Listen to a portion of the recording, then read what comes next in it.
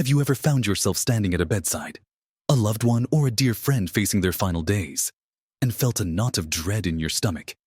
Not because of their impending loss, though that's certainly a part of it, but because you simply don't know what to say. The words feel like they're stuck. Or worse, the words that come to mind feel hollow, inadequate, or even wrong. It's a moment steeped in vulnerability, for both the person who is dying and for us, the ones left trying to navigate the uncharted waters of goodbye. We want to offer comfort, to show our love, to somehow ease their journey. But sometimes, with the best intentions, our words can unintentionally add to their burden, creating distance instead of connection. It's a painful reality, isn't it? To realize that the very phrases we think are supportive might actually be causing more hurt than healing in this video. We're going to gently explore 7 common phrases that, while often well-meaning, you should truly never say to someone who is dying. Understanding why these phrases can be unhelpful and what you can offer instead will empower you to be a source of genuine comfort in their most profound moments.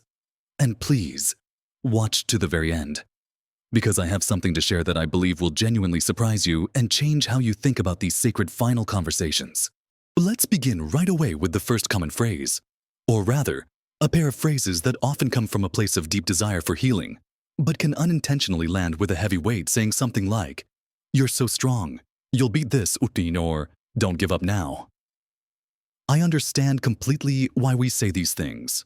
We want to inspire hope, to rally them, to show them we believe in their resilience. We've seen them fight. We've witnessed their incredible strength through countless challenges. And our instinct is to remind them of that power. But for someone who is actively dying, who has perhaps fought bravely for months or even years, these words can inadvertently become a burden. Imagine being utterly exhausted, facing a reality you can no longer change, and being told you must keep fighting. It can feel as though you're failing if you acknowledge your fatigue. If you express your acceptance of what is coming, it puts immense pressure on them to perform, to maintain a facade of strength. When all they truly long for is peace and acceptance, they might feel guilty for wanting to let go, or for simply being too tired to fight anymore. Their battle might no longer be against the illness, but a quiet, internal struggle to reconcile with their mortality, to find a sense of calm in their final moments. Instead of urging them to fight on, consider a different approach that honors their current reality and their deep need for peace. You can still acknowledge their strength, but reframe it. You might say, "You've shown such incredible courage throughout this whole journey, and I admire your strength so much. How are you feeling today?" This acknowledges their past bravery without demanding continued combat. Or simply, "I'm here with you. Whatever you need." Allow them to express their true feelings, even if those feelings are fear, sadness, or a profound weariness. Give them permission to simply be, without the expectation of a continued struggle. Your presence, your quiet understanding, and your willingness to sit in that space of vulnerability with them are far more powerful than any cheerleading. It tells them, it's okay to be exactly where you are, and I love you, no matter what. It's about meeting them where they are, not where we wish they were. This shift in perspective can release them from an unspoken obligation, allowing them the dignity and freedom to complete their journey on their own terms. Now, let's move to another phrase that, much like the last, stems from an understandable human desire to find meaning in suffering, but often misses the mark when spoken to someone facing death. This is the phrase, "Everything happens for a reason," or its close cousin, "God has a plan." When we're grappling with profound loss or inexplicable pain, our minds naturally seek order, purpose, a narrative that makes sense of the senseless. And so, we might reach for these spiritual or philosophical truisms, hoping to offer comfort or a sense of divine intention. But picture this: you are in immense pain, perhaps grappling with regret, or simply trying to come to terms with the abrupt end of your life. To hear that everything happens for a reason can feel incredibly dismissive of your suffering. It can sound like your pain, your fear, your impending absence is all part of some grand, benevolent scheme that you simply aren't privy to. It suggests that there's a hidden justification for your anguish, and, for many, that's not comforting at all. It can even be isolating, making them wonder if there's something wrong with them for not seeing the reason or feeling grateful for this plan. For some, it can even cause anger or resentment towards a higher power or fate that has ordained their suffering. It minimizes their very real, very human experience of pain and loss, implying that their current reality isn't just unfortunate, but somehow necessary or deserved. Instead of reaching for philosophical explanations, focus on the immediate human experience. A more empathetic and genuinely comforting approach is to acknowledge their pain directly. You might say, "I'm so incredibly sorry you're going through this. It's not fair. And it's heartbreaking." This validates their feelings and their reality without trying to explain it away. You don't need to have all the answers. Because frankly, there often aren't any. What they need most is for their pain to be seen and acknowledged, not rationalized or spiritualized. Offer your physical presence, a gentle touch, or simply sit in silence. Sometimes, the most profound comfort comes from simply being present, allowing them to feel the weight of their situation without needing to put a positive spin on it. Let them talk if they wish, or simply hold their hand and let them know you are there. This communicates far more love and compassion than any attempt to explain the unexplainable. It shows that you are willing to sit with them in their sorrow, without judgment or the need to fix anything, which is a truly profound gift. Now that we've discussed the pressures of fighting and the pitfalls of explaining suffering, let's gently consider another statement that, while often said with genuine admiration, can unintentionally minimize someone's current experience. At least you had a good life. Or, you've lived a full life. On the surface, this might seem comforting. A way to acknowledge a life well lived. And yes, it's often true that they've had a rich, meaningful existence, but when spoken to someone in their final days, it can inadvertently trivialize their present reality. It can sound like, your life is over, so your current feelings about dying don't matter as much. It pulls the focus away from their present, which might include fear, unfinished business, or the profound sadness of leaving loved ones. Even someone who has lived a long, happy life might not be ready to let go, or they might be grieving the loss of future moments. To suggest their life is full enough can feel like telling them they should be ready to die, or that their current suffering is invalid. It can make them feel isolated, as if they are expected to just accept it. Instead of focusing on their past as a justification for their present, focus on their current feelings and your shared connection. You could say, "What's on your mind today?" Or, "How are you feeling right now?" Allow them the space to articulate their fears, hopes, or simply to reflect. A powerful alternative is to express your personal gratitude for their presence in your life, such as, "I am so incredibly grateful for all the wonderful times we've shared," or, "Thank you for being such an important part of my life."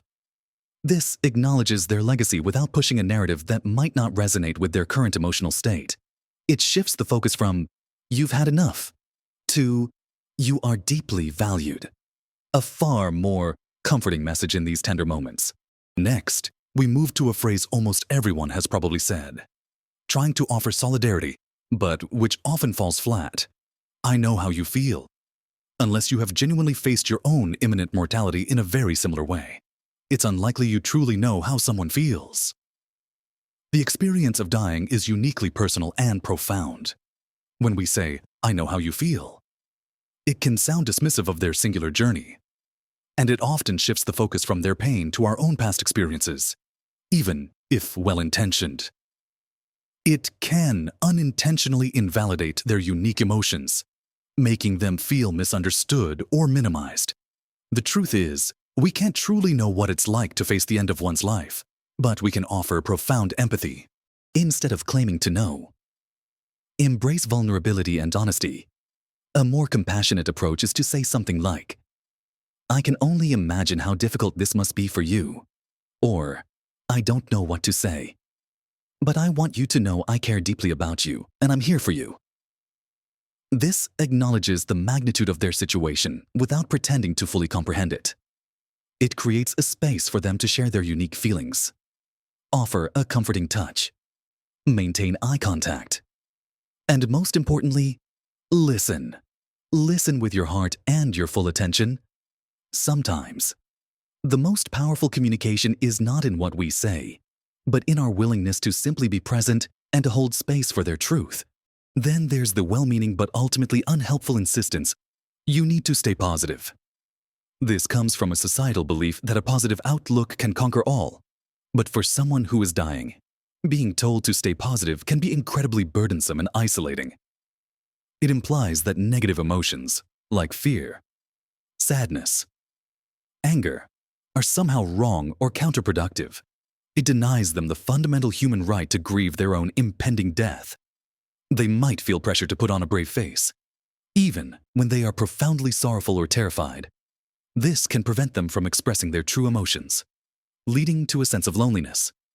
They might need to grieve, to be angry, to express regret, or simply to cry.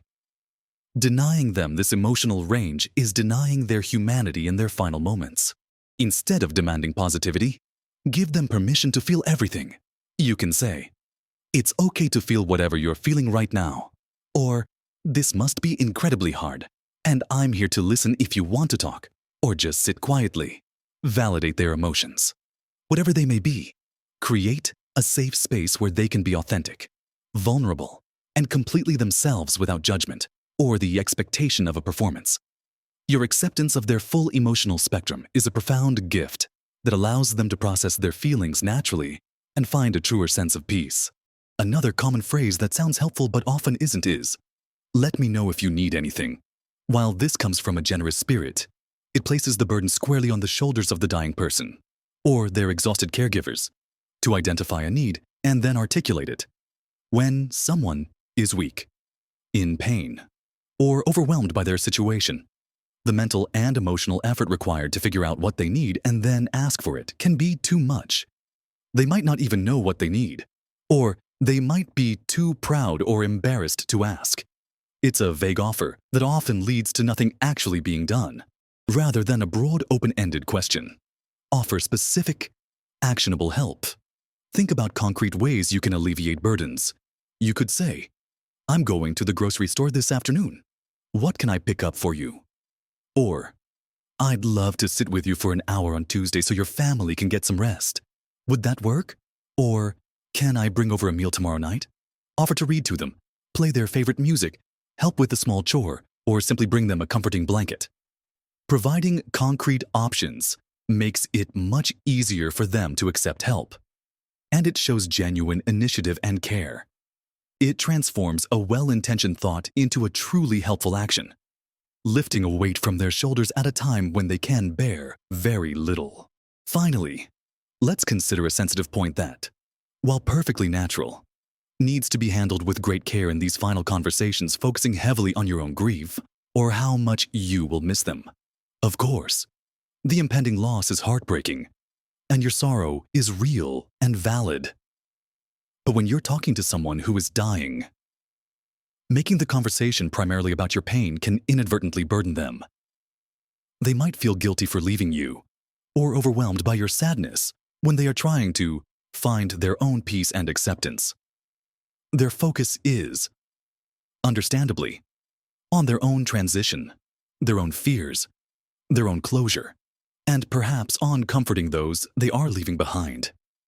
They shouldn't be tasked with comforting you in their final moments. Instead, shift the focus back to them, their comfort, and your appreciation for their life and the time you've shared. You can certainly express your love, your gratitude, and even acknowledge the sadness of the situation, but frame it in a way that centers on their well-being. For example, "I love you so much, and I'm so grateful for every moment we've had together." Or, "Thank you for all the wonderful memories. They mean the world to me." You can gently ask, "What brings you peace right now?" Or, Or is there anything you want to talk about or do? The goal is to allow them to lead, to share what's on their mind, and to feel your love and support without the added weight of your personal grief. Your strength and calm presence, focused on their needs, is the greatest gift you can offer as they navigate this profound transition. As we gently bring our conversation to a close, let's reflect on what we've explored together today. We've journeyed through 7 common phrases, often born from love and good intentions, that can unintentionally add to the burden of someone who is dying. We've seen how phrases like, "you'll beat this," or "everything happens for a reason," can create pressure or dismiss their profound personal experience. We've learned that saying, "you had a good life," can invalidate their present grief, and that claiming, "I know how you feel," can isolate them further. We've realized that demanding positivity denies them their full range of emotions, and that a vague, "let me know if you need anything," often leaves them feeling alone and unable to ask for help. And finally, we've understood the importance of keeping their needs and comfort at the center of the conversation, rather than focusing on our own grief. The true secret we've uncovered isn't about a list of forbidden words, but rather a profound shift in perspective. It's about cultivating an immense empathy, a willingness to be truly present, and the courage to sit in discomfort without trying to fix or explain away the unfixable. It's about listening with your heart wide open, allowing them to lead the conversation, and validating whatever feelings arise for them. It's about offering concrete support that genuinely alleviates their burdens, rather than adding to them. It's about respecting their journey, their pace, and their truth, even if it's different from what we might wish it to be. Remember, every person's journey towards the end of life is unique, and so too are their needs. Some may wish to talk extensively about their life and memories. Others may simply desire quiet companionship. Some may find comfort in spiritual discussions, while others prefer practical matters. The key is to be attuned to their cues, to listen more than you speak, and to be guided by their wishes. Ask open-ended questions like, "What's most important to you right now?" Or, "How can I best support you today?" And be prepared for the answer to be something unexpected, or even for silence. Silence, when shared with love and acceptance, can be one of the most powerful forms of communication. It tells them, "I am here, fully present, and I don't need you to be anything other than exactly who you are right now." These conversations, as challenging as they might feel, are also some of the most precious and meaningful we will ever have. They are an opportunity to express profound love, deep gratitude, and to offer comfort that truly resonates. By choosing our words thoughtfully, and by focusing on empathy, presence, and genuine support, we can help ensure that a loved one's final days are filled with dignity, peace, and the unwavering comfort of knowing they are deeply cherished. It is a chance to say goodbye, not with platitudes, but with authentic connection and unwavering love. Small changes in your approach, in your awareness, can indeed make an immeasurable difference to their peace of mind and to your own sense of having offered the best possible comfort. I truly hope that what we've discussed today empowers you to navigate these delicate moments with greater confidence and compassion. Your willingness to learn and to grow in this space speaks volumes about your love and your character. It's a testament to the profound bonds we share as human beings, especially as we face life's ultimate transition. I would love to hear your thoughts on this very important topic.